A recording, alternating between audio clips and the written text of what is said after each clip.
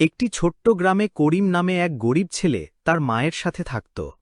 সংসারে দারিদ্র্য থাকলেও মা কখনো হতাশ হতেন না। বাবা, মনে রেখো, কখনো মিথ্যা বলবে না, নামাজ পড়বে আর হালাল উপার্জনের চেষ্টা করবে। আচ্ছা মা, আমি কথা দিলাম। মা সবসময় আল্লাহর কাছে দোয়া করতেন তার ছেলে যেন সৎ আর সফল হয়। করিম ছোট থেকেই কাজ করতে শুরু করল। অল্প উপার্জন হলেও সে খুশি ছিল, কারণ জানত হালাল রিজিকেই বরকত আছে। একদিন এক ক্রেতা করিমকে খুচরা টাকা ফেরত দিচ্ছিল। ভুল করে বেশি টাকা দিয়ে ফেলল। ধন্যবাদ বাবা। লোকটি অবাক হয়ে করিমের দিকে তাকাহ।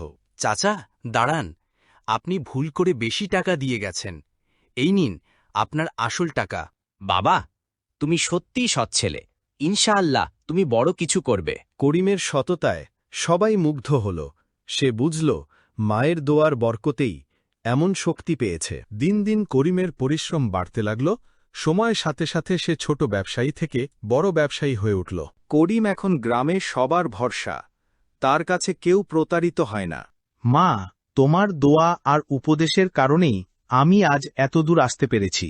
বাবা, আল্লাহ সবসময় সৎ মানুষকে সাহায্য করেন। সন্তানের জন্য মায়ের দোয়া হল সবচেয়ে বড় সম্পদ।